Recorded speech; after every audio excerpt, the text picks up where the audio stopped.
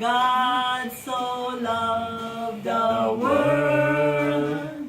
God so loved the world that He gave His only begotten Son, that whoso believeth in Him should not perish,